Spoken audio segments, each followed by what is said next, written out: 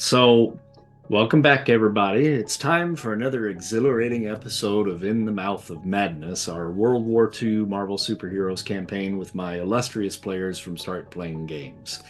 We're a couple players shy tonight. We've got one that will be coming in late. Unfortunately, two of our other guys had conflicts that just couldn't be overcome, but we're going to press forward regardless. Just a quick announcement before we get started. If you are a fan of Marvel superheroes, we will be starting a new spacefaring what-if style game called Marvel Galaxies this coming March. And for fans of our other ongoing Marvel campaign, Orphans of the Blip, that particular campaign will be going on hiatus for a bit while we explore an everyday heroes adventure inspired by Highlander, The Crow, and Assassin's Creed called Whispers of Time. If you follow Dreamslayer Studios, be sure to like and subscribe and join us on Patreon for some sweet-ass perks. You can find the link in the description of this episode.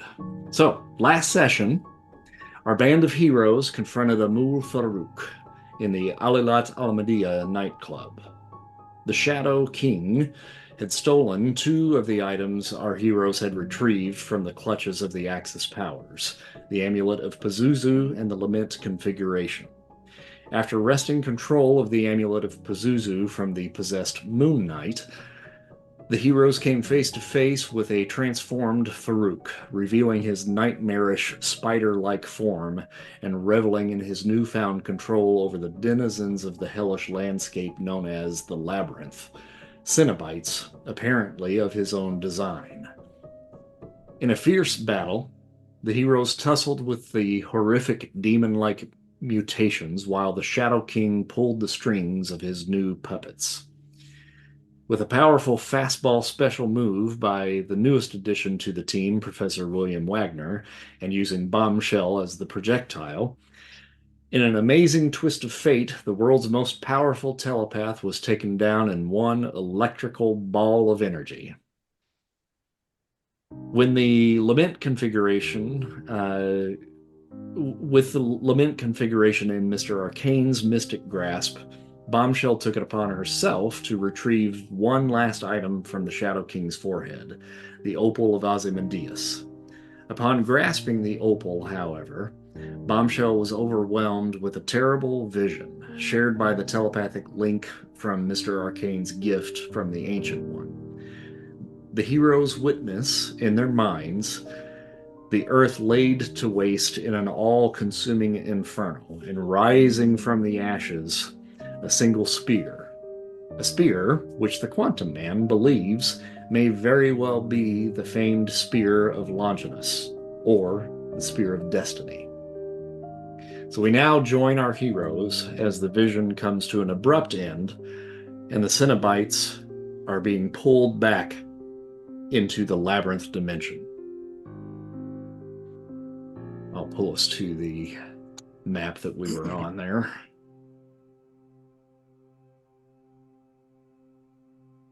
And the Shadow King is unconscious at this point. Yes. Hank, I think you should probably see if the old man can, handle that, because we don't have any place to keep him. And I'm afraid that when he wakes up, that's going to be a problem. Yeah, I've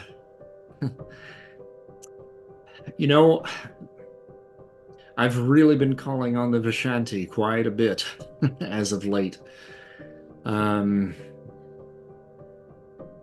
Let me try a little I meant something. the old man, not the ancient one. I'm sorry. Right, yeah.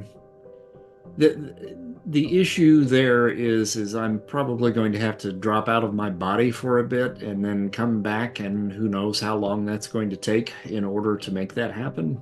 That's fair. So I think I may try something. I don't know if it's going to work. Okay. I'm gonna stand over here by the liquor. Yeah. And she goes and makes herself a drink. I'm looking for something a little more normal. Like, is there any just beer? Yeah, you could probably root through some of the muck on the behind the bar there and get through the viscera a little bit. Oh God. And you might be able to find you a bottle of mead back there. I've been, I was a soldier on the Italian front line, the North African front. I've probably seen grosser things. I am obviously dropping back to human form to rummage through bottles, as tank hands are not that useful for these situations. So Mr. Arcane kind of goes into a bit of a meditative state. And you hear him murmuring a little bit under his breath, and it's some arcane language that you're unfamiliar with. And as he's doing so, his body begins to kind of raise up ever so slightly off of the ground. And you see that kind of tiger form that he forms a lot of times when he shoots his eldritch beams uh, begin to kind of form around his upper body. And I'm going to make a roll here and see how he does. At a green. Um, and you see the uh, tiger begin to grow and get a little bit larger. And the head reaches out towards the Shadow King and bites down on him. This is an energy being, essentially, right? And as it goes around him, the Shadow King disappears, and the tiger head goes back into Mr. Arcane. And Arcane opens his eyes, comes back to light on the ground, and he looks and he's like, "Did that work?" Do you have indigestion? I I feel fine. Well, then I think it maybe worked. It looked like you ate him. I mean, you had a tiger face, but I mean, he's not there. So, good job. Well, I'm hoping that perhaps I sent him to the realm of the Shanty with the help of my mentors, of course, but hopefully he'll stay there at least for a while, and maybe they can deal with him in the way that they deal with him. I And mean, definitely better than us. is there a risk he could do something bad to these Vishanti dudes? Oh no, Pretty tough. I think that they certainly would have enough power between the three of them to hold him at bay. Okay, you know this stuff. I don't. Good. That's one less thing to worry about. But now we have another problem because what in the world was that we just saw?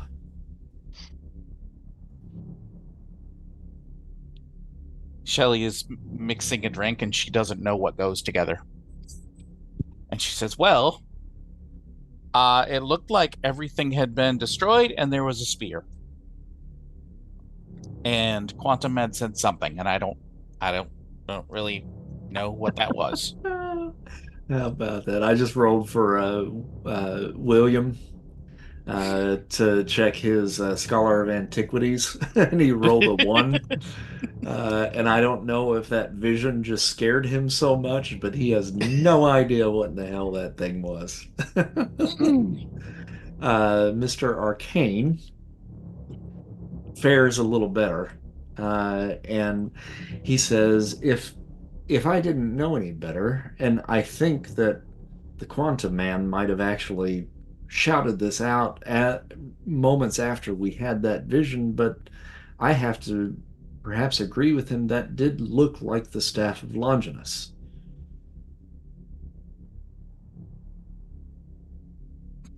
The staff Complete blank of look on what? her face, and she just sips the drink she just made and then makes an awful face like, "Oh God, what is that?" Hold on, what is the staff again? Well, the Staff of Longinus is a holy relic that was held by the Roman guard that pierced the side of Jesus Christ on the cross. Yeah, that sounds pretty powerful. Well, it certainly is rumored to have great power within it. And unfortunately, even though I am a mystic myself and a scholar of antiquities, when it Shouldn't that comes sort to of thing be like with the Pope? one would think, and truth be told, I'm not sure. Well, number one, as things are with items of mysticism, there's always a question as to whether or not it's a myth or reality until one actually lays one's hands upon it. Given Uh, what we've seen, I mean, and what we just saw, obviously it's real. well, I think with the experiences that we've had as of late, I think we could certainly assume that it probably is. Um, Do we think he got it? who the Hitler, I mean, do we think he got it? oh God. He's the one who was after it all in the beginning. Yeah, And but that if wasn't the it's if ones we it's were. like holy, Hitler would just like burn up if he touched it, right? I wish. Well, the one thing that I do know about the staff, it is rumored to hold a certain power within it that guarantees success in battle. Oh, then we definitely do not want Hitler getting his hands on that. True. Well, and we don't know what that vision was. We don't know if that was the future or a warning or like, do you know what this thing does? She like holds up the opal. I don't know how big it is. Yes, and I would probably prefer to hold that myself if you don't mind.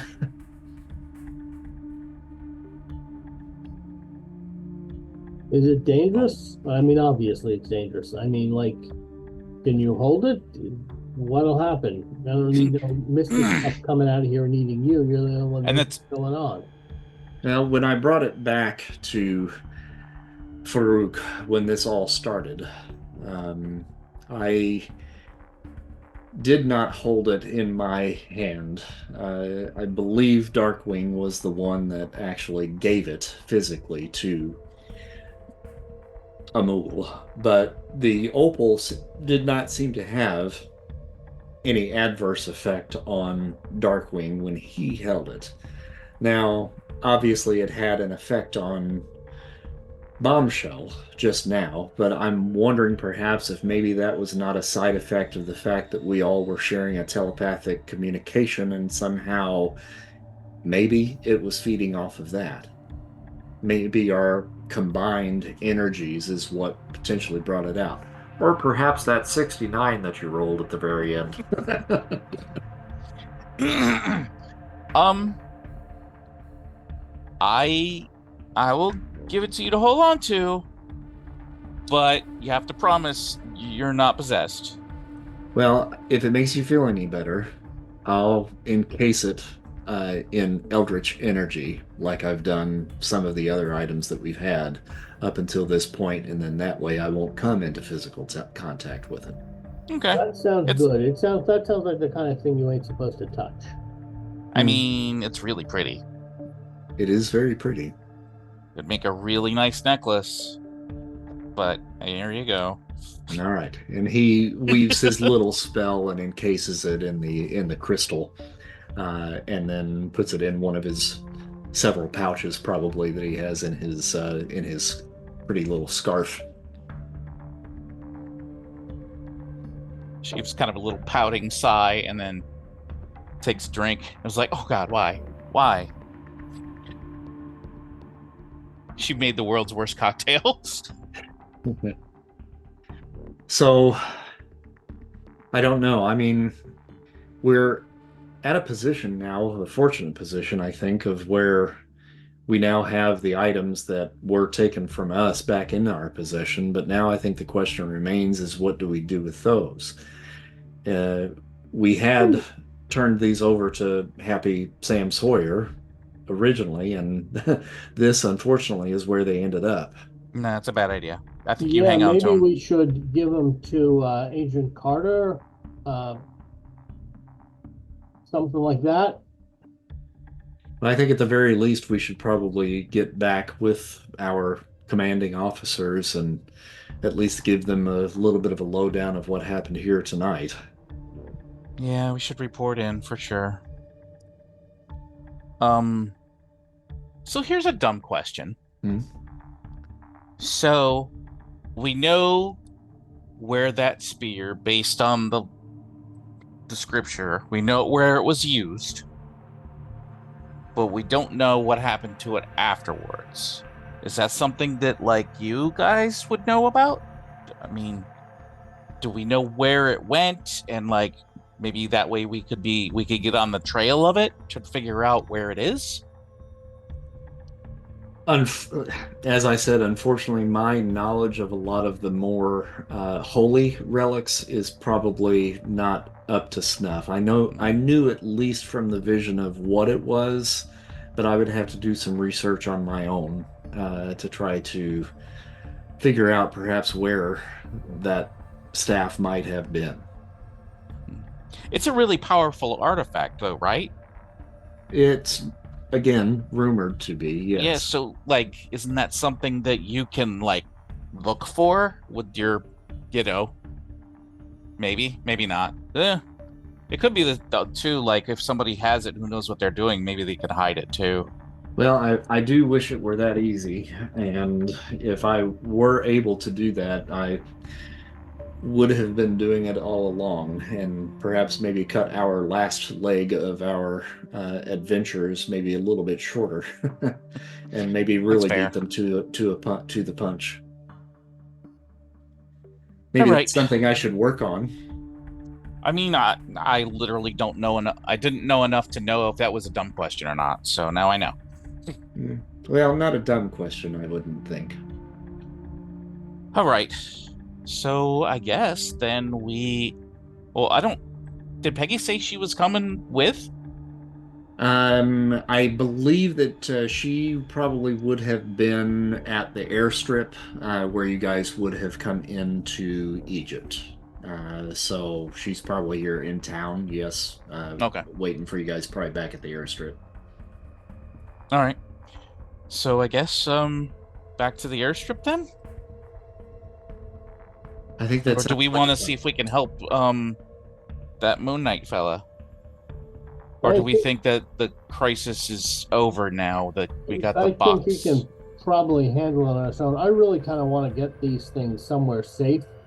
I'm really not comfortable carrying them around in a place where we don't know who else here could be, working for them or looking for them. The whole thing with this mystic stuff is, for all I know, someone's staring into a crystal ball now, watching us. When we Ugh. look around, you know, Yeah, I mean that's we true. can't, it's like anything's possible. So let's just get these things somewhere where people know how to like block them off. Now, the tank I certainly has a point, and there is the fact that we do know that the Thieves Guild is out and about, and pretty little baubles like the things that we are carrying might be very tempting. Now, I'm sure we could probably take some petty thieves, but who knows what else they might have under their control. They may Yeah, have powered individuals just like us that we just haven't faced just yet. sure. I'm just starting to think like the only safe hands are our hands at this point. Now, there's But let's something to go. be said about that as well. And I don't know that we necessarily would have to turn it over, and I think perhaps maybe even Hap might understand our trepidation in actually giving it over at this point because of what he's been through. Yeah, that's true. I think if Yeah, anybody, he seemed yeah, pretty shook about it. All right, well, I'm with you, Tank. I say let's get back to Peggy and Hap, and then we can do a debrief and then perhaps figure out what it is that we're going to do with these things, and then maybe tell them about the staff. Sounds good. yeah. And maybe, Right. they may have people who've gotten some other read on this staff, or maybe, what we can tell them will help fill in some gaps. They can just tell us what direction to go to start looking for this. Maybe we can keep it out of, Adolf's hands, because those are about the worst hands it could be in. Yep. That is true. Okay. Let's do it. All right. Okay, so you guys kind of make your way back to the airstrip, and it's a little bit of a haul to get back there, and you do have to pass through Cairo proper to get there. And as you go, you can see now things have certainly calmed down out here in the city. There are fires, here and there, but the people have now kind of begun to come out of their homes because they've felt that things have kind of dissipated. That dark cloud that had been hanging over the city has completely dissipated at this point. And now it's nighttime, but you can clearly see the moon. And at one point, you feel like you saw like a crescent figure kind of pass in front of the moon for just a moment and then dive back down. So you think you might have just spotted your new friend, the Moon Knight, potentially diving in on some of the thieves that were still out and about. You see community members and firefighters, police officers going about putting out fires, helping other citizens that are in distress. There are no signs of the mummies that you had seen before. You see Thieves Guild members running, and some of them being chased at times by both local citizens and police officers. So it seems like the city is kind of coming together to kind of help put an end to the chaos that they have been under for the last couple of days. So that's good news, at least. Indeed. Um, Once you guys get back to the airstrip, it's a very small airfield with a few like bunker-like structures there, kind of right on the outskirts of the city, just as it goes out into the desert.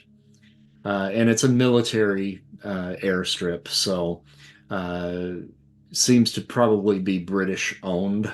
Um, so you guys go back to one of the bunkers there before you guys had ventured out into the city, and you find Peggy and Hap there with a few other British soldiers milling about.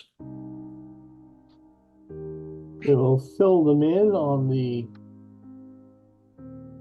situation. If we have some privacy, I'm not going to do it standing out with a bunch of crowd around. And basically say we got these things. I don't want to just be carrying them around with us. I mean, I hate to be negative, but let's say we go after the spear, we've got these things, and the worst happens. If they knock us out, they can just recapture them from us. So I'd like to be able to go after the spear thing and get the rest of the things, Hitler's looking for. But carrying around the other stuff, it's like carrying around a book of codes. Right. Yep, you're right. Don't want that falling into the enemy's hands if the worst comes to the worst. And this is war. Bad shit happens in war. You're right. You're absolutely right. Hap says, "Well, listen, fellas, ma'am. I absolutely understand where you're coming from on this, and truth be told, after the experience that I had, I now kind of see the light, at the end of the tunnel, and I realize it usually means there's a train coming. Yeah, yeah. I think wherever we put this within the United States control, I hate to say it, but I don't know that I can trust everybody there." We've learned that. I mean, is there someone who's really good at this, magic stuff who can kind of put it in a box that magic can't get into? I mean, I don't know nothing about magic, so I'm just trying to think here. It's like, if you've got gold or jewels, you put them in a bank vault and you have make sure the bank vault's really tough and, try to keep out a safe cracker. So something like that. Is there like a bank vault for magic? Well, that's sort of kind of what we were planning on initially when we set this whole gig up. There is a secret place in Washington where stuff like this can be stored, and as far as we know, stored fairly safely.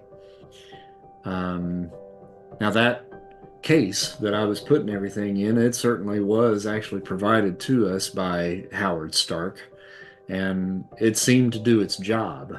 But as you now know, I never actually made it to my destination in Washington. I was coming here to drop these items off to the Shadow King.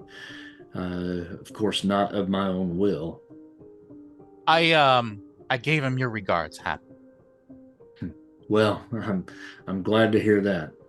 He's put away, at least for the time being, right? Oh yeah. Yeah, we think so. I've been, informed that where we dumped him is pretty safe.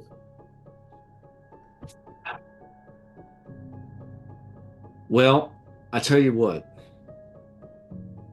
I got a lot of stuff that I got to deal with on my end because while you guys have been gallivanting around here in Cairo, I've been on the horn with Washington and kind of filling them in on what has happened and what you guys were up to. And I cannot disobey a direct order.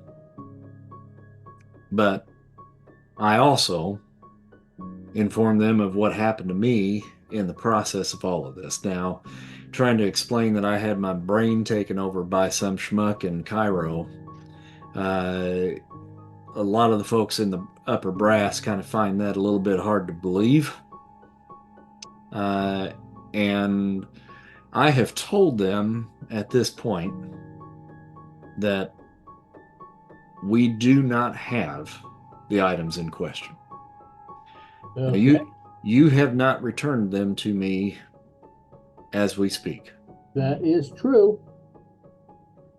And I know that I'm going to have to be held accountable both by you good folks and by my superiors over what has happened. Now, fortunately, you've gotten the items back that we lost. My last communication to them informed them that we did not have them. My orders at that time was to return to Washington and face a potential court-martial.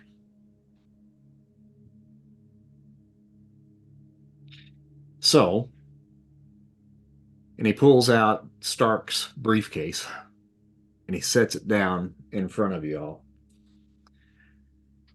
I got to go pay the piper. And I'm going to pretend we never had this conversation. Yeah, okay. At this point, I'm going to leave you in the hands of Miss Carter here. So, as things move forward, you are still active. You are just not under my command. Understood, sir. I got it. So, whatever Miss Carter says goes. You follow her to the rule of the law, and I'll do my best to weasel my way out of a court-martial, and hopefully I'll see you all on the other side. Okay.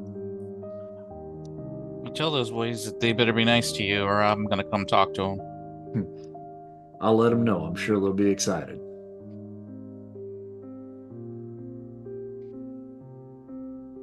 All right, and he takes his leave with a couple of the British soldiers, and you hear a plane kind of whirring in the background. Sounds like he's probably heading in that direction. Peggy then kind of chimes in at this point. So, well, here we are. I suppose probably since we have this handy-dandy little contraption from Howard Stark, perhaps we should go ahead and at least put the items in question inside. Yes. She opens up the case, and then Mr. Arcane puts the three items now into the case, shuts it, locks it, and you hear the gears inside whir as it clicks itself shut.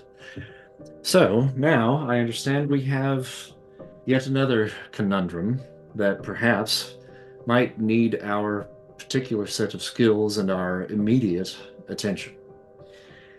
So, as you all may or may not recall, through some of our dealings in recent months, I had alerted you to the fact that Adolf Hitler had indeed begun his quest for items of power well before we got involved in beating him to the punch with these last few items. Yep. I think you see where I'm going with this, don't you? Yes. I think so, yeah. One of the first items he had his sights set on was a holy relic that is commonly referred to as the Spear of Destiny. Back in 1938, Hitler, in his conquest for capturing territories, oversaw the annexation of Austria and observed the transfer of the Habsburg Crown Jewel collection, which included the Holy Lance, from Vienna to Nuremberg, the Nazis' favorite city. With the Spear of Destiny now safely ensconced in Germany, Hitler declared that war could begin in earnest. And we find ourselves here, now, in the middle of this conflict that was spawned by the little idiot's fascination with an ancient spear. Yeah. So, this vision that you had certainly was fortuitous. Because in the time that you all have been gallivanting about collecting these particular items, the British MI6 agent that some of you were charged with protecting on the train to Poland from Paris just a few weeks ago, Heinrich Brühl, you remember him? Yes. Dimly, yeah. Heinrich uncovered the secret location of the Holy Lance some weeks ago, even before he met you. Unfortunately, it is his belief that before he was able to procure the object in his undercover operation, the spear itself was somehow switched out with a fake. Now, the good news is Brühl is currently on a brief leave of absence from the service of the SS and is currently debriefing in Paris as we speak.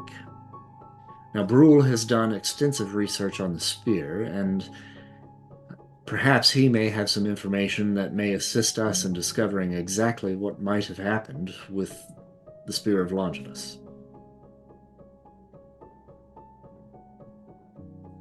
So, we going to him? I believe, as I said, I think that vision was very fortuitous. It seems like destiny is, for lack of a better word, destiny is pointing us in the right direction. So, I suppose I'll arrange a flight back to Paris so that we can meet with Brühl. With your vision, I believe it's imperative that we take this opportunity to do what we must to retrieve the spear so it can be sequestered to a safe place away from Nazi hands. I think In that's Paris, did you just say? I may have misheard you. Yes, Paris. Isn't Paris kind of full of Nazis right now? Well, it is, but as you recall, I am a member of the resistance there in France. I have ins and outs where we should be able to get in without too much trouble. And more importantly, that's where Brühl is. You know, right in the dragon's lair, as it were. Well, we've been there once before, haven't we? Yeah. Okay.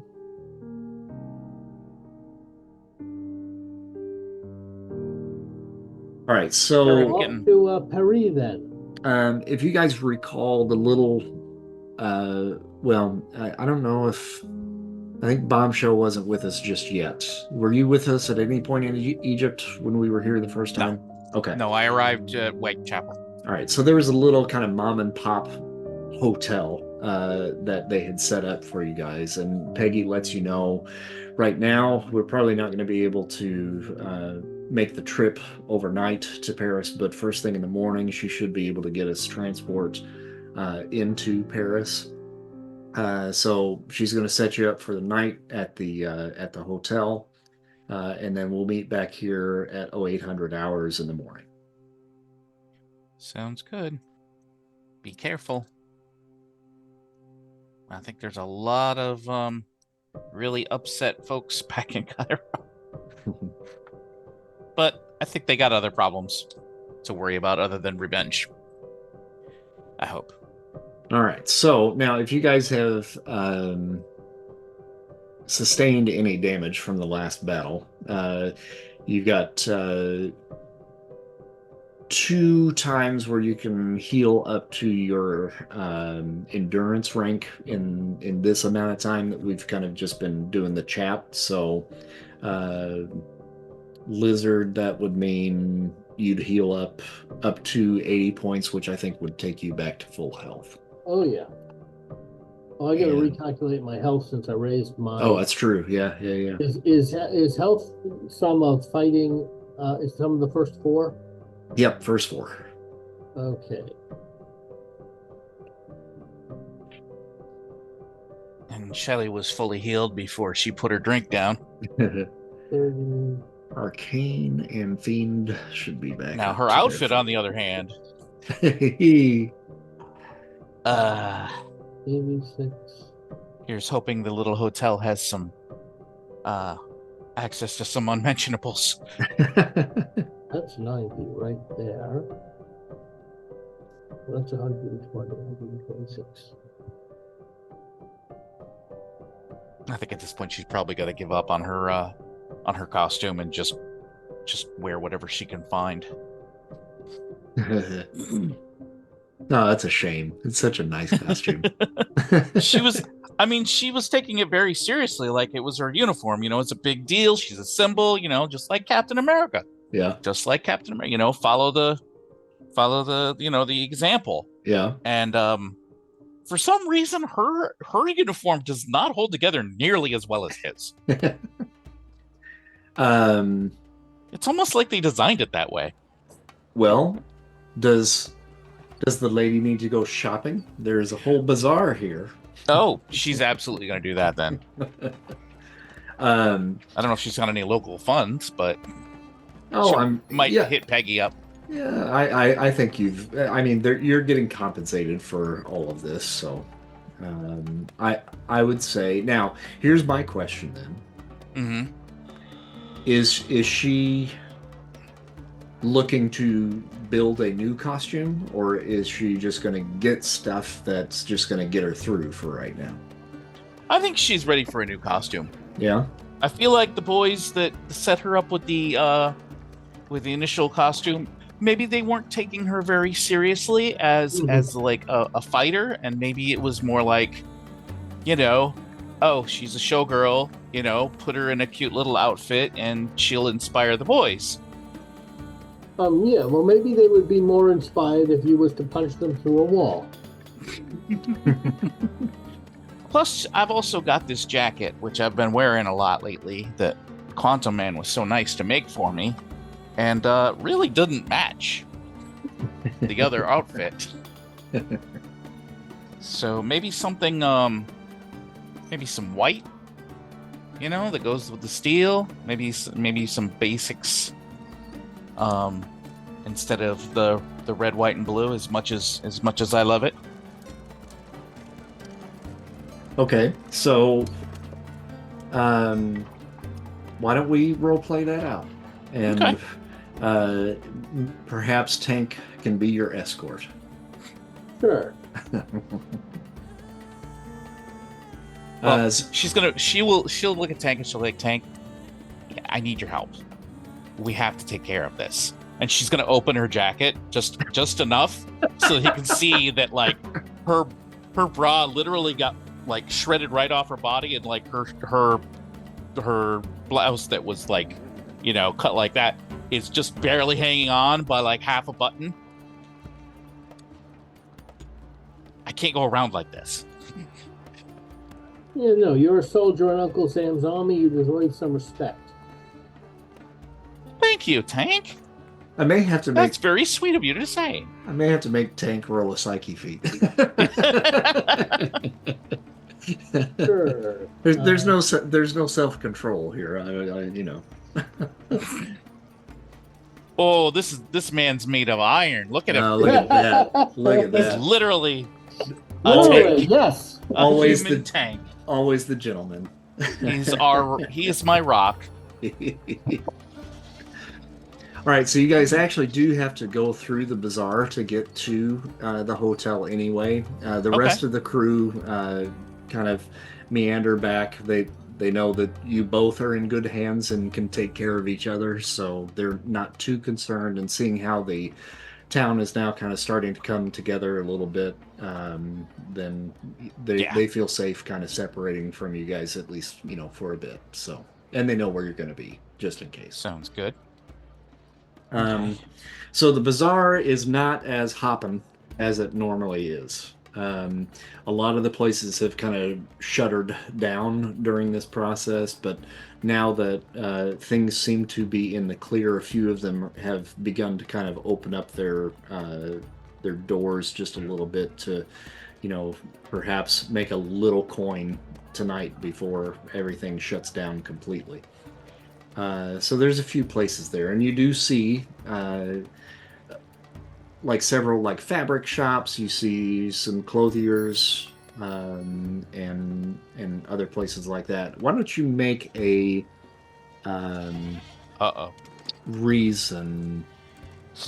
intuition Okay. roll. Slightly better.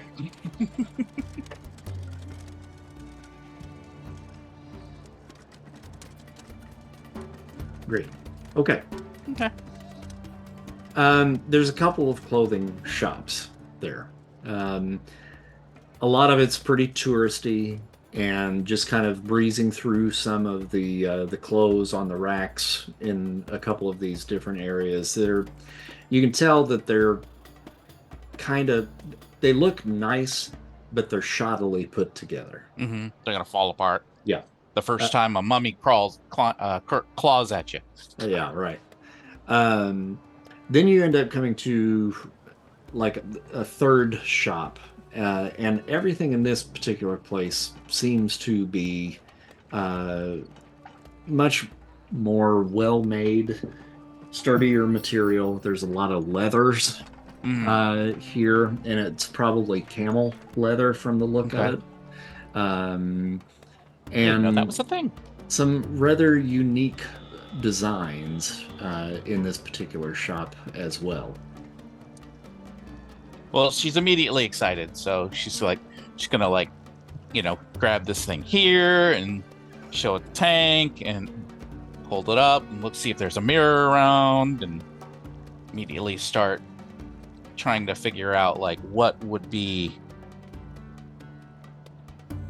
a good accents for a steel, like a chrome looking coat or whatever this thing looks like.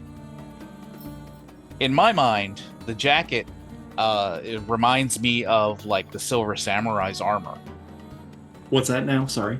In my mind, the jacket, the way that the Quantum Man put it together, reminds me of the Silver Samurai's armor. Oh, okay. Yeah, sure. Like it's like, like silvery. It's just steel. I'm assuming that he probably, he was putting it together on the fly, but why wouldn't you make it corrosion resistant and shiny? Right. So kind of segmented almost. Yeah. Because it's got to be articulated, right? It's got to be able to move. Mm-hmm. Now, if I remember right, I think didn't he transform the jacket that you were wearing into that? Okay. Yes, he did. Okay.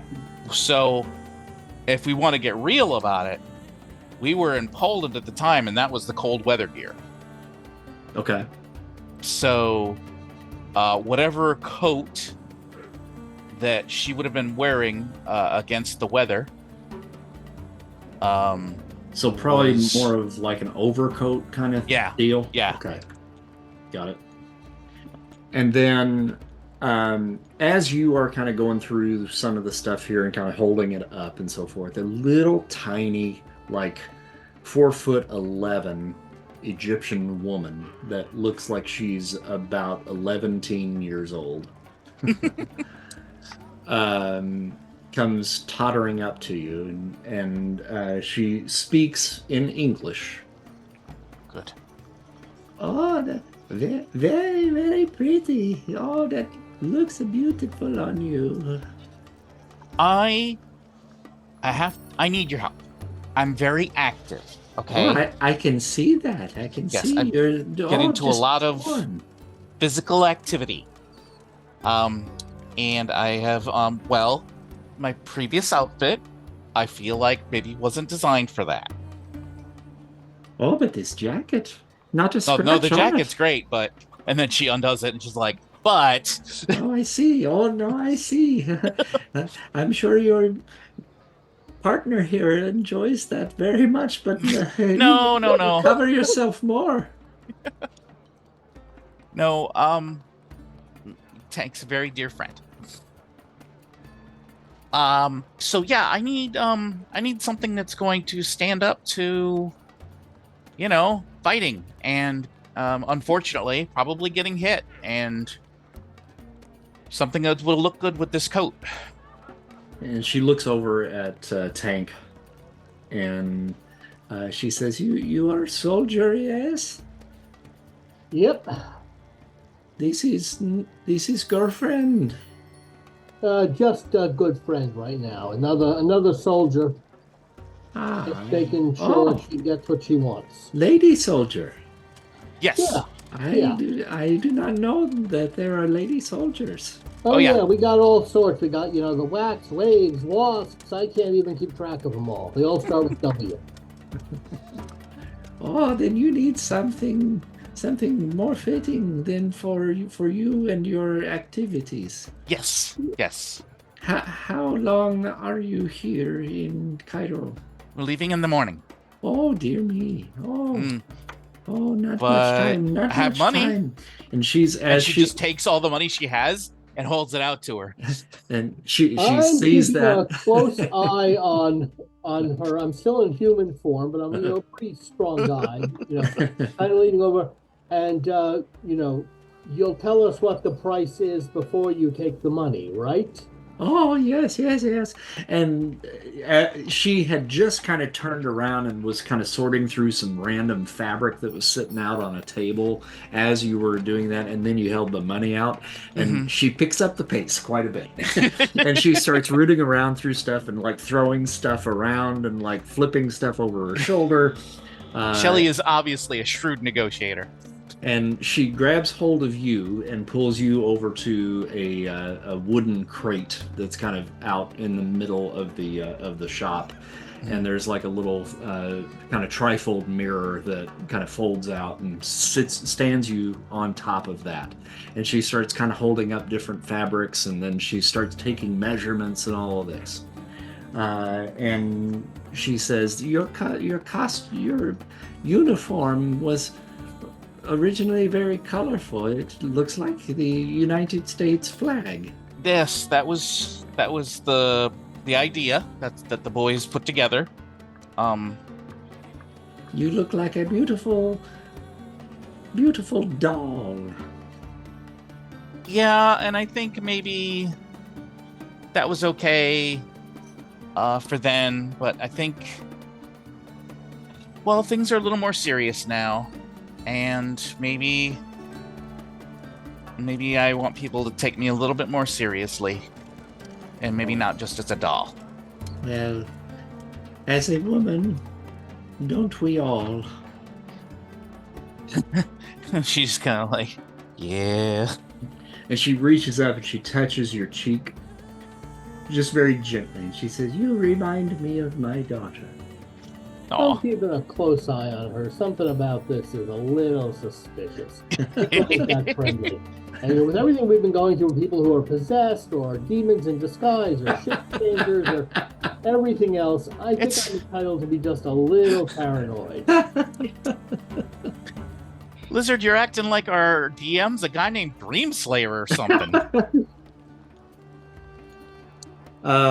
So she asks you, well, my dear, if you had your pick and choice of what you wanted to represent you as a strong young woman, what would that be?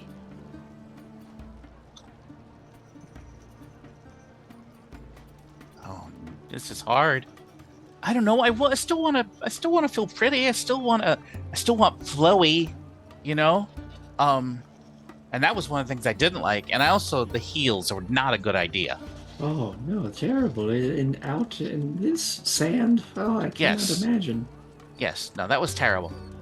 So no more heels, or at least not high heels. Like a heel on a boot, maybe, something a little bit more stable. But I don't know. I want something elegant, something that's got a little bit of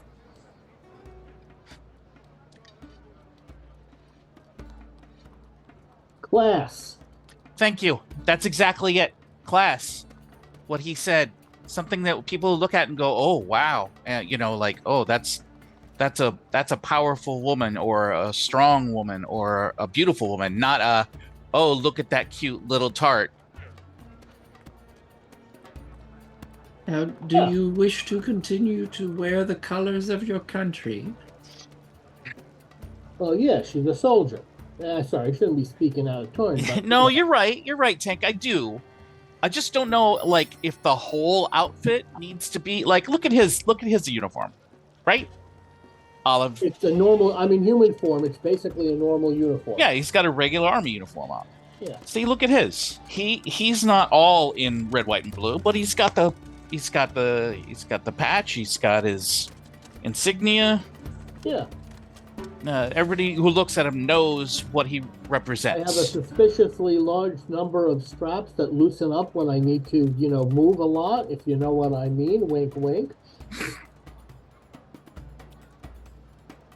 As I said, you are a beautiful and strong young woman. And we have many customs here in Cairo that go back generations upon generations, and many of us have a certain kinship to the past. And whether that be to the ancient gods of Egypt or to the animals that call Cairo home and the Nile home, many of us adopt symbols into our everyday lives, into our persona. And as she says this, you see that she's wearing some earrings that have like turtles on them. And then even the garb she wears has almost like a tortoise shell kind of pattern to it. You are a symbol not only for your country, for your army, but you are a symbol for women. And you show strength in your womanhood. So is there a symbol that means something to you? Well, I think it would make...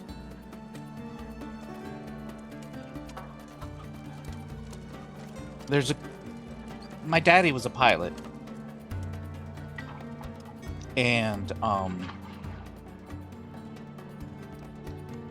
I really liked I always wanted to fly. And, the American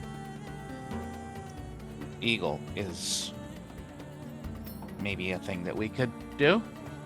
There's some leverage somehow. I don't know. I feel kind of silly even saying it, but I mean that's what we're talking about. So I don't know. Do you have eagles here? We I don't have know. eagles, yes. Okay. But the American eagle is, I believe, different than ours. Probably. It's got they call it the bald eagle, so it's got the white feathers on the head.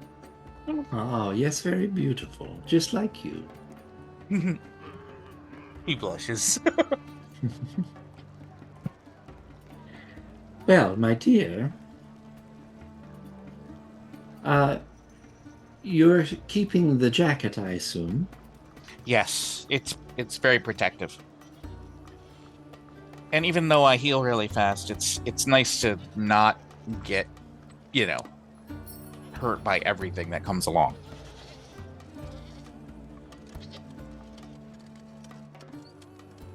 You have a very electric personality.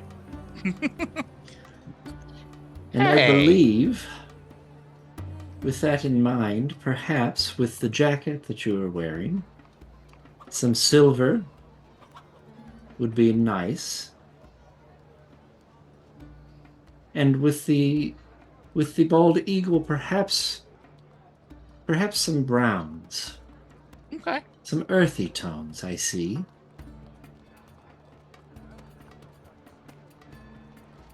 But I will work a little special something up for you. And she's sketching out on a pad as she's speaking. And I mean, a lot of it doesn't make a lot of sense to you, and it's very crude in its form. But she's kind of drawing out the American flag. She's kind of drawing out the eagle. She's drawn your jacket out a little bit, and you're starting to kind of see like a formation of something now kind of being put together. This is a project that would normally take me the better part of a week to complete, but you are only going to be here until tomorrow. But I will do my best. Well, that's lovely. Thank you. And I will stay up all night for you to complete this wonderful project. I don't have anything else going on, as you can see. And what is exactly is this going to cost us?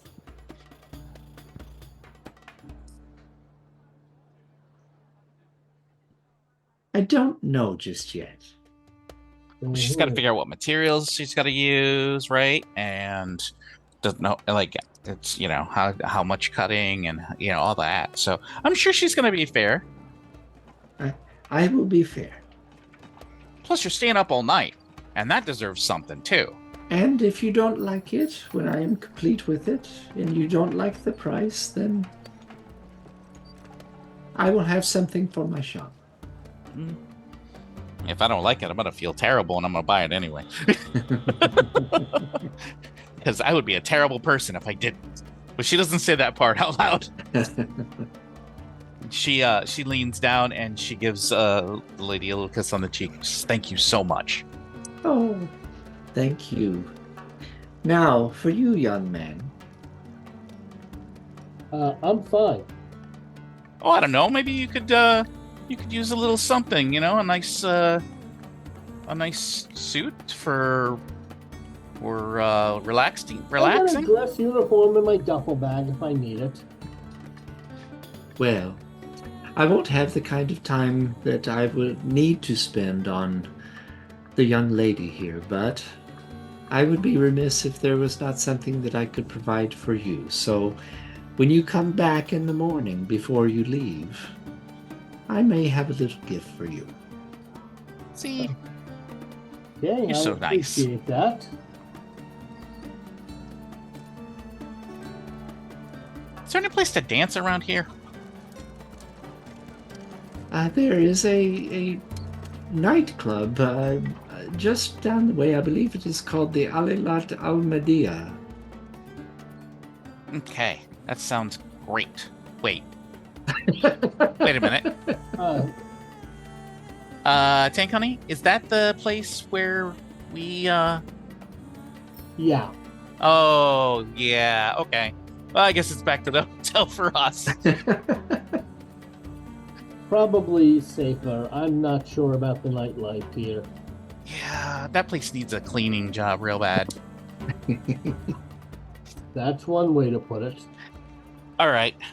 Well, I will leave you to it. Thank you so much, ma'am. What's your name?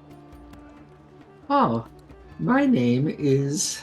I wrote it down somewhere. There it is. I wrote it down somewhere. Yes, it's a very traditional name. I'll just call you Arodic. Imandit. Imandit. Okay. And I'm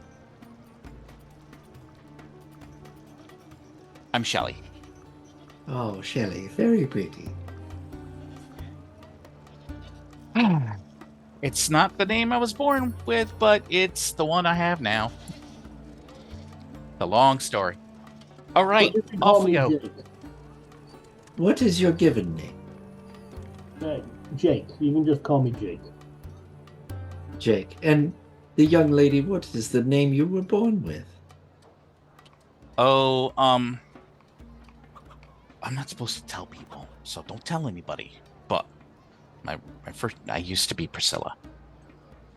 Oh, Priscilla. It sounds like a flower. Yeah, I'm not sure where they get it from. Well, whatever name you go by, you carry the beauty along with you. Oh, stop. You're making me blush. Now, go. I must get to work. Okay. She hops down off of the box and scampers out of the shop. All right.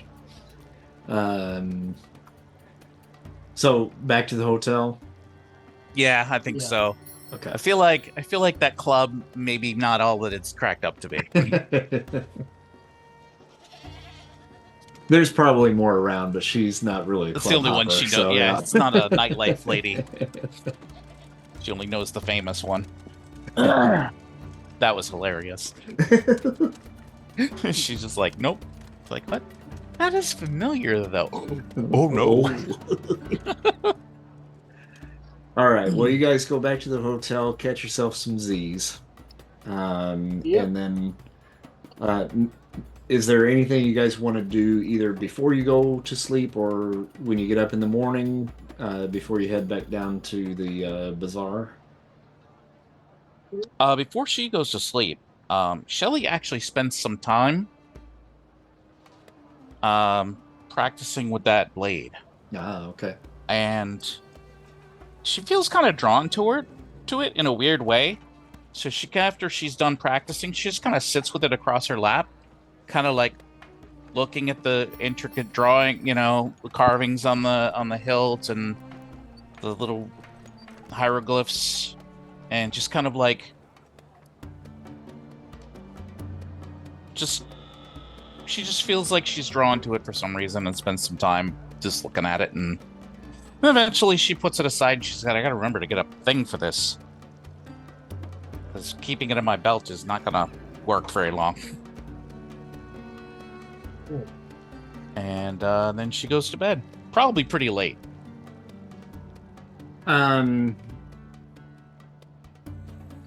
When you go to bed, after sitting there with the sword for a little while, you drift off, and then you find yourself in a dream, and you are in the sands of Egypt. Familiar, but different. And the sky is a gorgeous sky with kind of purple and red hues to it. Very unnatural. The clouds themselves are kind of a lavender orange kind of mix. And you can see the pyramids off in the distance. And you kind of become aware of yourself here and kind of look down. And the garb that you are wearing is not the garb you normally wear. And You look as though you are wearing like kind of a traditional, kind of ancient set of robes from ancient Egypt. But it doesn't startle you. It doesn't really seem necessarily out of place. You just kind of accept it. And you feel a draw towards the pyramids, and then you begin kind of walking in that direction. Overhead, you see a kind of visage of what seems to be like a eagle of some sort. And this eagle is flying kind of the same path that you're walking towards the pyramids. And once you get to the pyramids, they suddenly kind of begin to shift and move, and sand begins to kind of flow down the sides as they begin to shift. And it's very slow, but you can hear kind of the stonework kind of grinding up against itself and so forth. And the three pyramids begin to merge into one giant pyramid. And as you approach, a door forms on the side that is facing you. And it sinks into the stonework and then slides down into the earth. And from within, there's a bright light. And a shadowy figure kind of comes out in front of that light, just blocking it ever so slightly, kind of casting you a little bit in shadow. And it has a large staff. The staff that it carries is rather thin, kind of has like a little bit of a hooked point. And in the other hand, there seems to be what looks like a rather large ankh. As the figure kind of steps into view, you see that it is a humanoid figure, very dark-skinned, and its head is that of an eagle. And in a very deep and booming voice, it says, "Priscilla."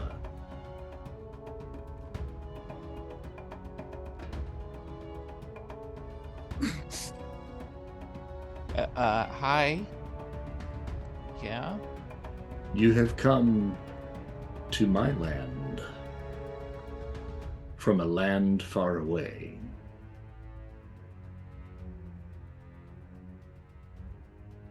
And you hold within your hand a sword of cold steel. This is the Pharaoh's Sentinel. Are you worthy? I don't know.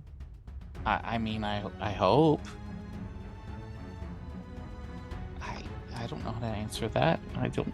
What is compared to what? Are you? I try. Are you a queen? No. Just a girl from Hoboken. A simple girl. Trying to fight the good fight. Do the right thing. A simple girl holds my steel. I mean, if you want it back, I understand.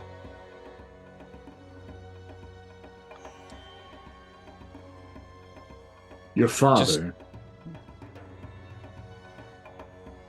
sought the skies. Yeah. He is with us now.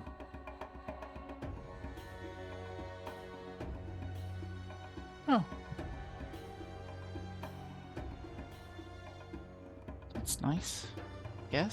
You see him.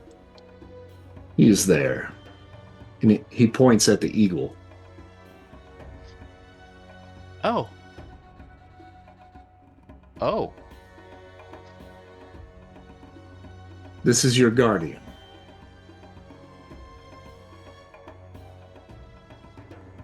Huh. He will watch you. He will protect you. He and the Sentinel are one. Oh. Do you seek the skies? Yeah. I mean, I get to fly a lot, but I don't get to enjoy it as much as I'd like.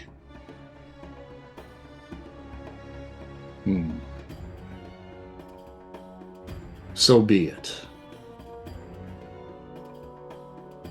The Sentinel will guide you. And it will show you the skies. Prove to me your worth.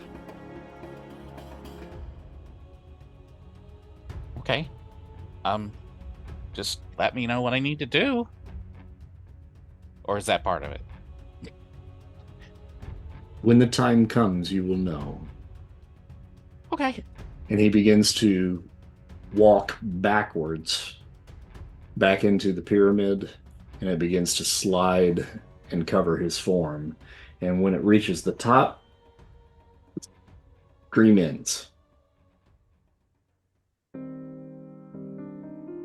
Wow, I don't know what I made in that bar, but that was some serious stuff. And you wake up as soon as that dream ends, and you realize that you had gone to bed, but you're now about 5 feet up from where you had originally laid. Eep. And just like floating Yeah. there. Yeah. She sleeps above the covers. 12 feet above the covers. She's like, looks. And you must have fallen asleep with the sword kind of cradled, just kind of in your lap, like above you. Mm-hmm. And it's still there. Okay. All right. So. Okay. So I'll take hold of the sword. Mm-hmm. And gently, just kind of like in a normal grip, just kind of hold on to it and just be like trying to think, okay, think down. Calmly, carefully. Make a reason feat. And this is how I found the basement. Oh no. Tank's about to get a wake-up call. Clang. All right, reason. Keep closing my character sheet. Okay, yeah. So think down, and you slowly just begin to drift back into the bed. Okay. And then She takes a second. You hear this kind of fluttering sound, and look immediately to where that came from, and it's the window, which is open air. Okay. And seated in the window is a bald eagle. She immediately just sets the sword down and like really carefully and like not wanting to spook the bird, it's just, she like moves over and she's like, Dad, is that really you? And as you kind of look over to it, you begin to move. All of a sudden, you kind of become slightly disoriented and like almost dizzy. And then you have like this double vision thing that's kind of going on. And as you're getting up and starting to walk towards it, you see yourself walking towards the bird.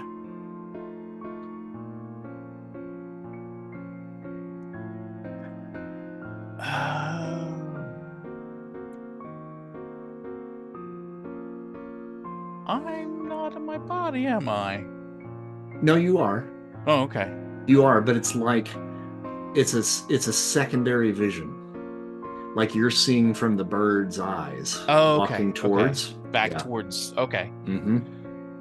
Oh, wow. I like reaches out towards, like, not really sure how to even do that. She's kind of like reaches out, like, it kind of leans in and rests its head in the palm of your hand, just kind of quickly, and then kind of comes back. Wow.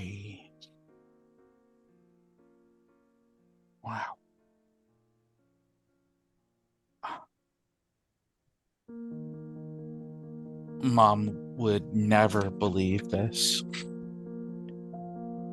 I mean, I'm not allowed to talk to her anymore, but wow. I mean, really miss you.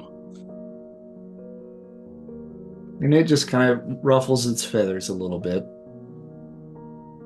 and then takes off and flies. And when it does, you see a vision of the earth below it and the city below just for a few moments. And then that dissipates once he kind of gets out of range. Wow. She like takes a few minutes to shake that off and just like, and kind of flops down on the bed, accidentally poking yourself in the butt with the sword. Oh. Moves it a little bit. Wow.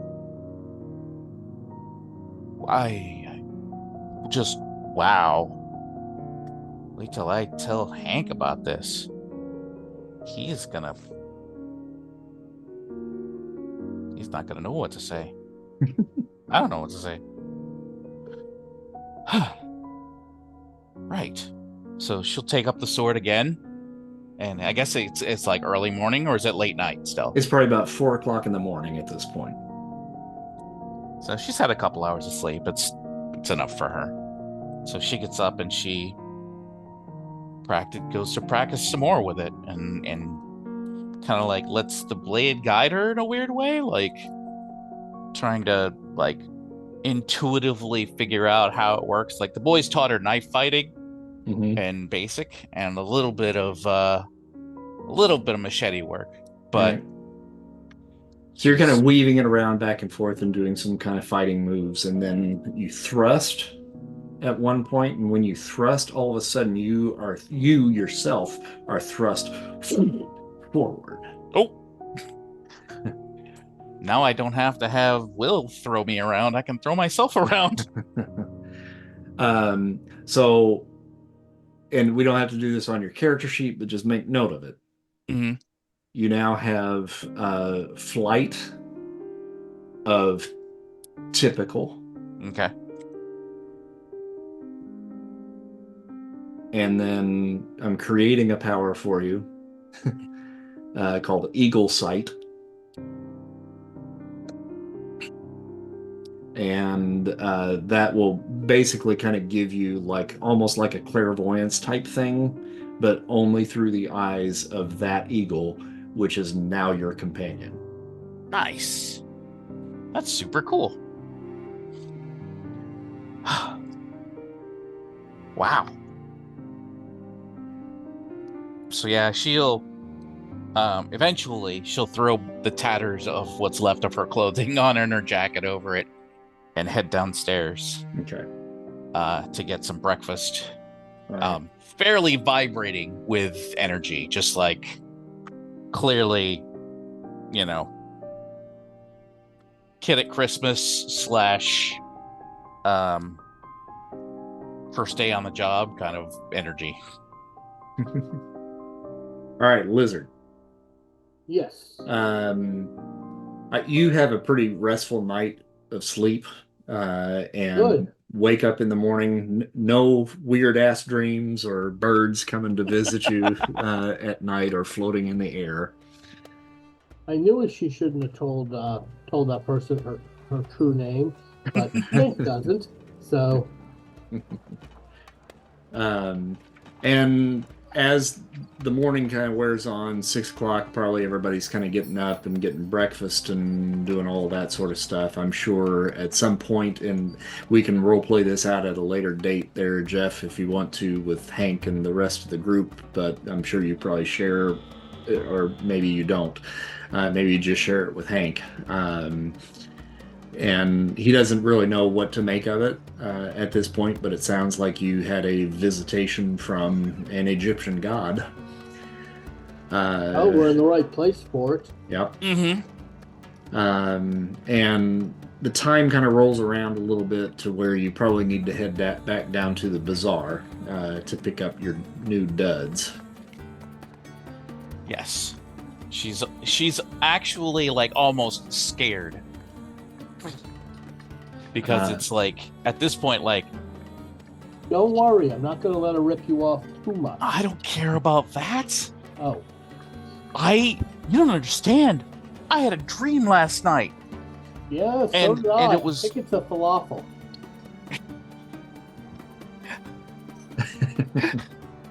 She just laughs and kind of crashes into his shoulder, just lays her head on his shoulder for a second, and pats him on the back.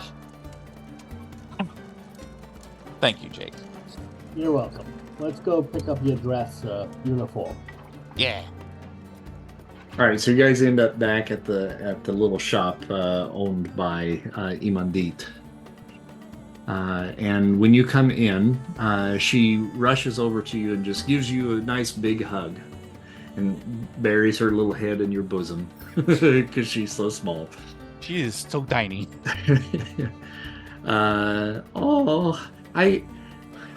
I almost didn't get it finished this morning. I fell asleep for just a moment. But in that moment, I saw something. You are more than what you led on to believe.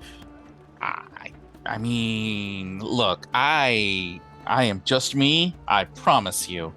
But me is turning out to be more than I thought it would be. The eye of Horus is upon you, you realize. Is he associated with the eagle? Yes. Ah. He has the eagle's head. Yeah, that makes sense, because I think I talked to him last night. Wait, I thought the eagle was like, the American symbol. Apparently there's eagles everywhere. Huh. I didn't know that. I thought Me either, really. Made in America. Like, Ford. But yeah, I think we talked last night, and he said that I was going to have a chance to prove myself worthy. Oh, then you have been given a great gift. I think you've already kind of done that, what with all we've been through. Well, I mean, maybe he's got other criteria. I don't know. Look at that. I'm using big words now. Well, because the eye of Horus is upon you, he came to me, and I had this feeling last night that what I was doing for you was a part of this gift. So I have this for you, and she kind of takes this drapery off of like a mannequin like model that she has there and pulls it off, and it's this beautifully designed like one-piece suit that looks like it's kind of made out of some sort of very thick hide or leather, and she's stitched in several different kind of colors into that with browns.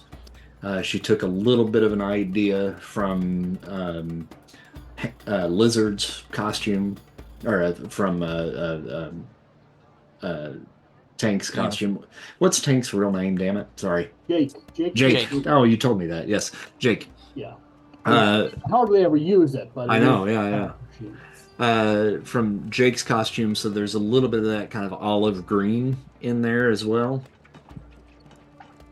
And on the front is emblazoned the it's kind of an Egyptian-y kind of looking version of an American eagle. Okay.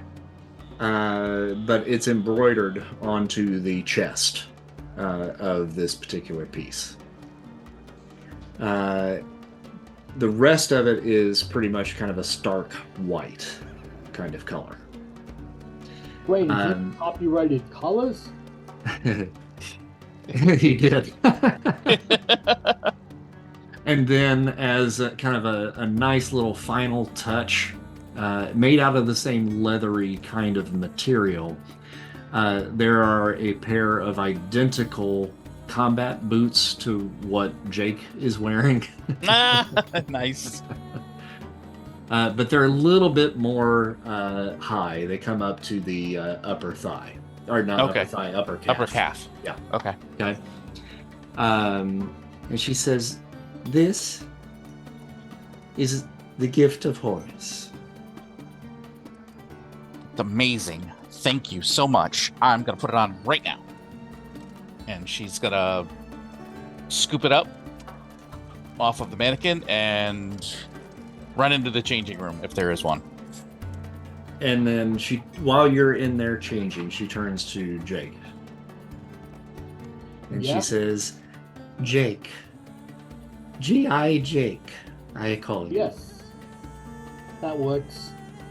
I do have, well, I said I would have a gift for you, and I have it right here." And she goes over behind the counter to the cash register and goes underneath the counter and pulls out a little box. And it's a very intricately carved, like mahogany box that looks like it has like little inset ivory pieces in it, and maybe some like little pearlescent or opalescent kind of little flat pieces there as well. Really a beautiful little piece in and of itself. And she opens the box. And inside the box there is an amulet. The amulet looks like it is made out of some sort of like polished stone that almost looks like amber. And the stone is in a perfect kind of circle. But you look at it and it looks like it's got like plating kind of carved into it. And it looks like a armadillo that is rolled up into a ball. Oh, yeah, I heard about these things. They're in Texas. They're so cute. And she says, "You have a spirit animal. Okay. And your spirit animal protects you with his armor. That makes sense. This I'm a is little suspicious how she knows this. this is for you." And she gives it to you, and she actually puts it around your neck. I'm a little cautious. Do I feel anything like it's about to take over my mind or strangle me? Make a psyche feat.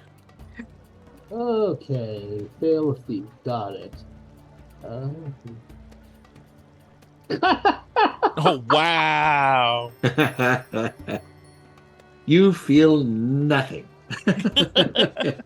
It's pretty. I'll be nice to the old lady. Right.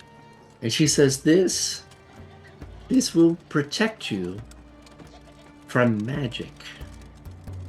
Oh, well, that could be useful. I figure I'll ask, one of our guys if it's legit later. I sense dark forces around you, and the young woman changing clothes in the other room.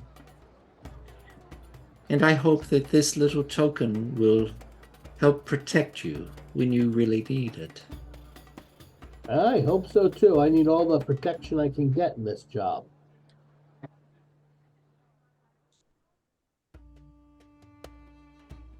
And at this point, I think probably Bombshell is finished, and that thing fits like a glove.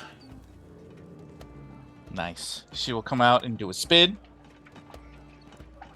Oh, it looks beautiful on you, darling. It looks beautiful.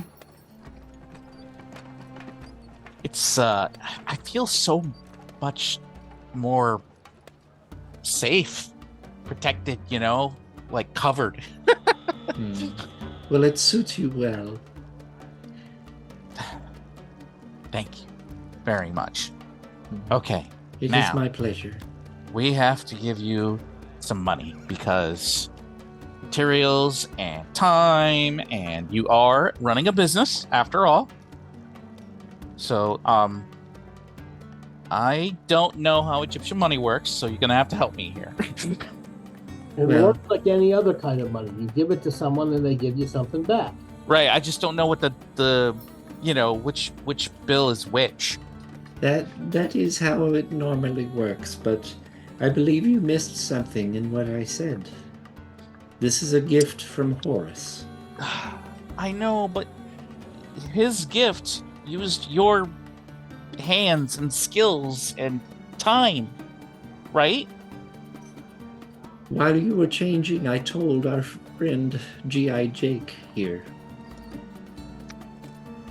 that I sensed darkness around you, around the both of you. And while this suit will hopefully add some protection to you, you need more than that.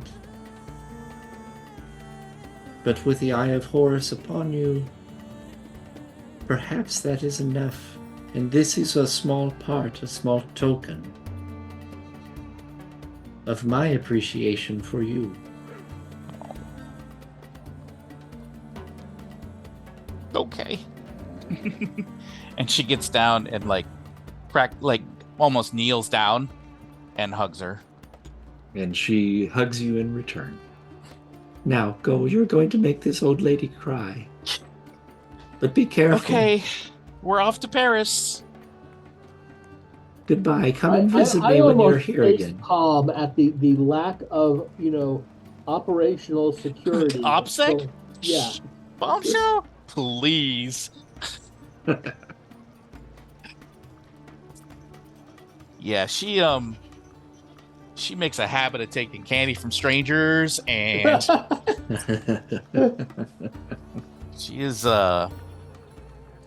not the person you want to take a cue from when it comes to safety. Well, look at yourself when things get bad. That much is for damn sure. Ooh, I like your was that the gift? That's pretty. I wonder what stone that is. She's like looking at the necklace as you guys walk out.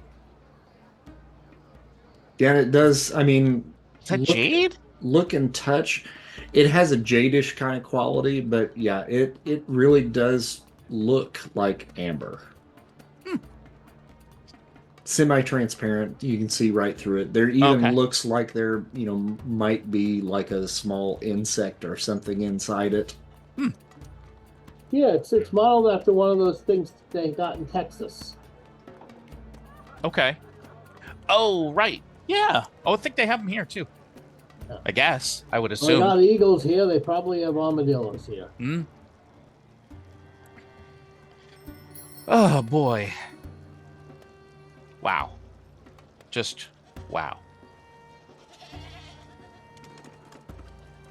And then as they're walking to the airport, she looks up in the sky to see if she sees the eagle. There's an eagle flying. She's kind of like wonders, are you gonna chase us all the way to Paris? Or are you gonna come down and come inside? I don't know how this works. Well, you guys eventually kind of make your way back to the airstrip. And Peggy is there. She's got a plane prepped and ready to take you guys back to Paris. And as you all are kind of gathering to kind of board the plane, the Eagle flies down in your direction and is kind of coming right for you. I'll hold out an arm for it, And it comes and it perches and it lands on your arm. Hi. Scoochies. It's like, I don't know if that's dignified, but I couldn't resist. He accepts the scritches.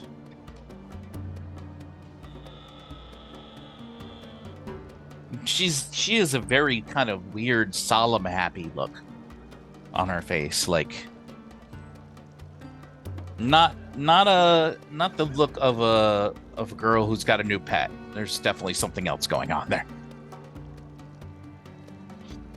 And Peggy says, "So, do we have to make transport for another with us tonight? Or this morning?" I don't think he takes up much space. Well, I've seen stranger things as of late, so all aboard. Seen stranger things today. So you guys get on the plane with the new Eagle companion and make your way to Paris. The trip itself's pretty uneventful. You guys end up landing in a private airstrip just outside the city.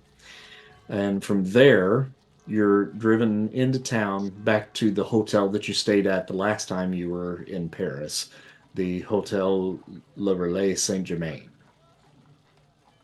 Peggy's fellow resistance fighters, Napoleon Sack and Jacques Dernier, are your escorts.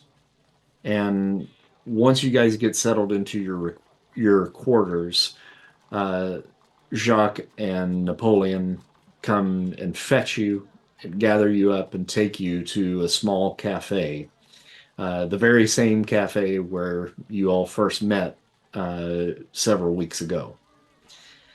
And once you reach the cafe, you're brought back down into the basement with Peggy Carter, and Heinrich Bruhl is sitting at the large table there as a small feast awaits as you guys conduct your meeting.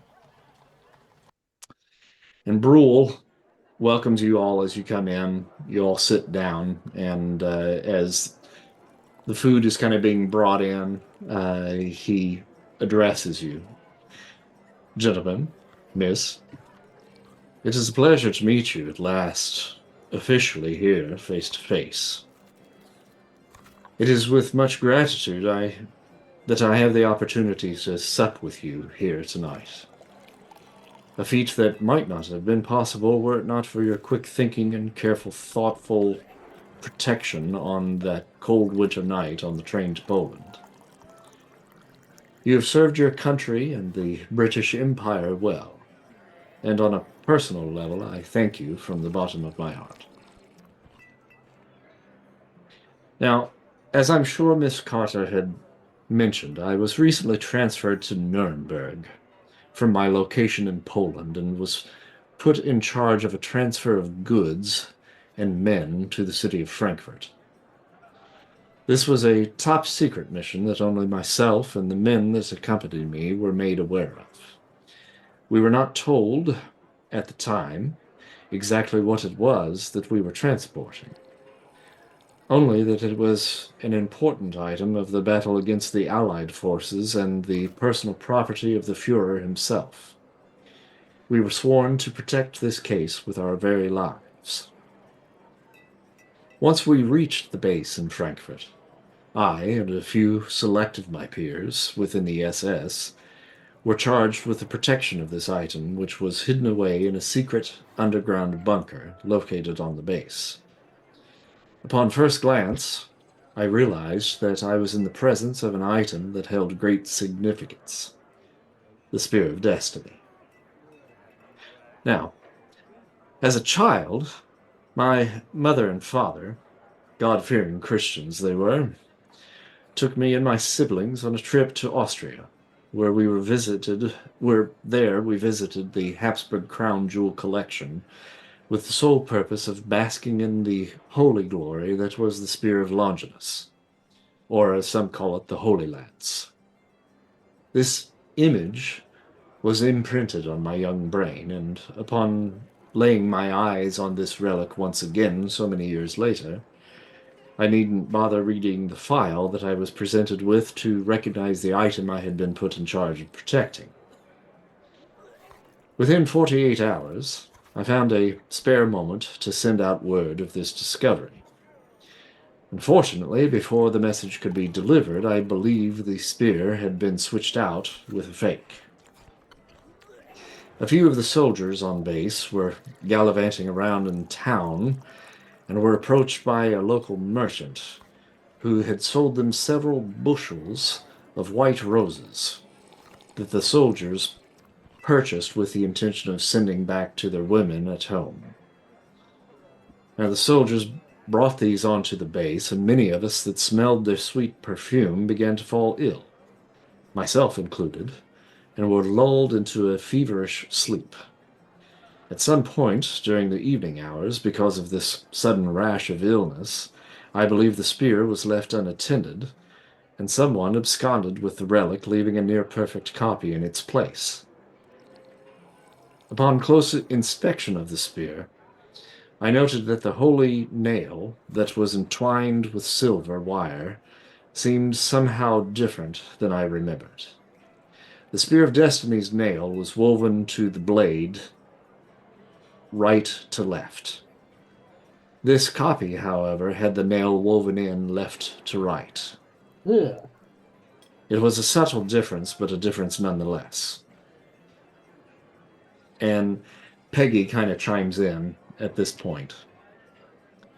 The Spear of Destiny, also known as the Holy Lance, is in the Christian tradition the spear that the Roman soldier Longinus thrust into the side of Jesus as he hung on the cross. The quote from the Bible reads as follows. She pulls out a Bible. Then came the soldiers and brake the legs of the first, and the other which was crucified with him. But when they came to Jesus, and saw that he was dead already, they brake not his legs, but one of the soldiers with a spear pierced his side, and forthwith came out blood and water. John 19:32 through 34. Christian knights discovered the Holy Lance at Antioch during the First Crusade in 1098. The sight of the sacred artifact in the Church of St. Peter also inspired the beleaguered Christian soldiers that they rallied and routed the Sacrans from the city. From that time forth, according to legend, whoever claims the spear and solves its secrets holds the destiny of the world in his hands for good or evil. Although there were a number of relics in various European churches that claimed to be the genuine Holy Lance, the spear that was on display in the Habsburg Treasure House Museum in Vienna was considered the most authentic, and it had a home there for 250 years. It is also known as Constantine's lance, and it was employed as a symbol of the imperial power of the Holy Roman Emperors at the time of their coronation, in much a similar manner as the orb and scepter are used as the coronation of the monarchs of Great Britain. The exact powers of the lance are currently unknown, but we do know that within months of its acquisition by Adolf Hitler, the Nazi Party came to full fruition, and the world was cast into the chaos that we now find ourselves ensconced in. Brule now continues. I believe that this mysterious merchant I spoke of is certainly connected with the disappearance of that spear. Yeah. I am scheduled to return to base and accompany several battalions back to Frankfurt via caravan tomorrow eve at 1600 hours. Miss Carter and I have taken the liberty of procuring proper documentation and German uniforms for each of you as one of the battalions returning to Germany. The papers and uniforms have been delivered to your rooms, and we will meet at Dock 17 along the River Seine shortly before 1600 to begin our journey to Frankfurt. The trip will take nearly 7 hours by caravan. You will need to maintain your undercover status throughout the journey, and we will reconvene at the base to discuss your investigation in town when we arrive.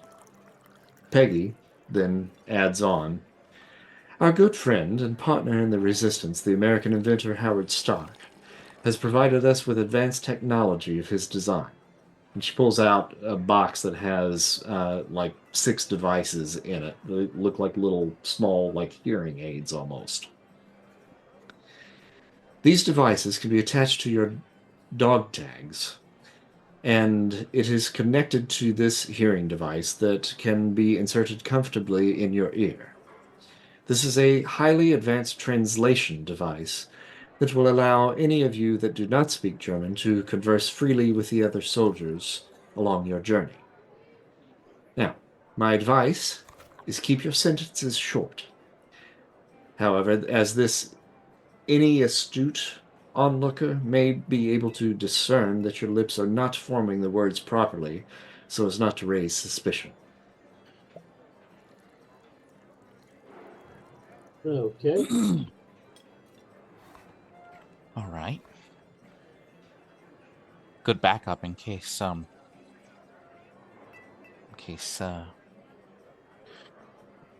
Mr. Arcane can't manage the same feat he did last time. Yeah. At least this way he won't have to maintain concentration on that. Yeah. Which could be disastrous in the event of a spontaneous Red Room youngster attack. So, do you have any questions? I know that this is happening rather quickly, but I do believe time is of the essence. If there's anything else that I can answer for you, now's the time to ask. We gonna get any other backup here? We usually have a few more people with us. Well, it is possible, but unfortunately, on such short notice, I was not able to get in contact with anyone. Perhaps Brule, somewhere along the line, might be able to bring someone else in if time permits. But we must do what we can to maintain your cover at all costs. Of course.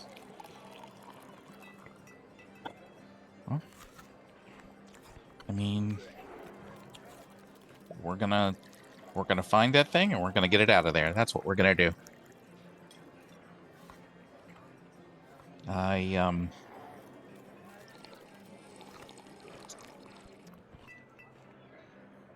Yeah, we're just gonna meet at the river and head to Frankfurt, and then once we get there and Rule gets his stuff squared away, we'll meet up and figure out what our next step is. Right? Yep. All right, so as they said, waiting for you back in your rooms when you get there are some small trunks that have the uniforms in there. For Bombshell, you'll be going undercover as a nurse. And the Red Cross was actually a part of the German military at that time, so they did accompany soldiers out into the field. This was certainly something back in that day that really seems completely at odds with what the Red Cross was really set up to be. But truth in fact, and this is the sad part about it, is they were manipulated in a way to truthfully believe that what they were doing was for the betterment of their country. Even so much so that there were even Red Cross nurses that were at the concentration camps and assisting with the euthanization of the prisoners. Yeah. And these poor women were, taken advantage of, obviously, but weirdly in doing the research for this game, I came across so much that was just so dark and, as dark and twisted and fantasy as we are going with this, the reality of it is just so much worse. horrifying. Yeah. Yeah. So her being in that garb would be perfectly acceptable and believable in this time period. The rest of the gentlemen are given kind of traditional lower ranking soldier uniforms, German uniforms. And for the guys, it feels just dirty putting those things on. Yeah. But for the greater good, it seems like this is just going to have to be the way it is, at least for right now. Brule meets with you guys before you guys head down to the docks and kind of informs you that in addition to the uniforms that you guys would be wearing, he is going to collect anything that you guys feel like needs to be delivered to the barracks in Germany when you get there, so that you can have access to any of the other stuff that you need. Now, switching into your costumes is probably not going to be able to happen at any point while you're ensconced.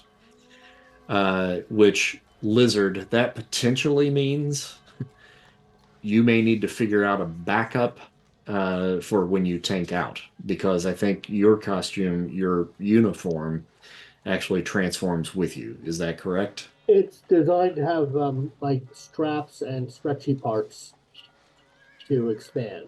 Gotcha. Okay. So if you transform in the German uniform, you're going to rip out of it, right? As you know, limited by the Comics Code Authority, but yes. We'll just put a big censor bar. Yeah. So that's That's quite a certainly gun on something tank. to probably take into account when you tank out, and you only have the one costume or one uniform.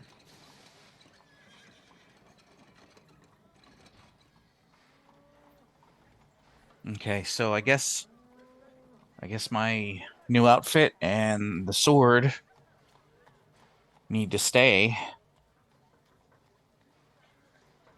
And you guys will, everyone, including Bombshell, will be issued a Luger that will do good damage with a 3-area range and a clip that holds 8 rounds.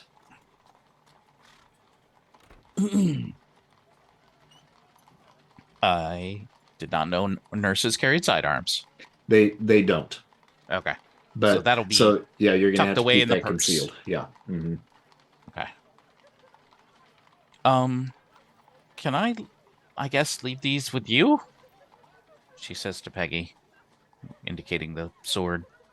Yeah, and Peggy says that she will make sure that this gets put into the trunks that are going to be delivered to the barracks. So you should Okay. be able to, if you have to leave the barracks under cover of night, or if you're released into the city at any point, then they'll make sure that that is available for you to be able to gather whatever equipment that you need to go out on the town. Okay. Alrighty. Go get changed. All right. And make sad faces. So here's what I'm thinking. I think because of where we are right now, I don't know that I want to probably move forward. I agree. Yeah, I think that We covered a lot of ground already, and I think this section is going to be required reading for the other boys. For sure, yeah. Definitely. Like, too much. I can't sum up. Go watch. Yeah. All right. Well, I think we'll call it then for tonight. Again, thanks guys for coming All out. right. Yep. And then Have a we'll good see one. you in 2 weeks. Alrighty. See you in All 2 right. weeks. Take care, All right. gents. See ya. Okay.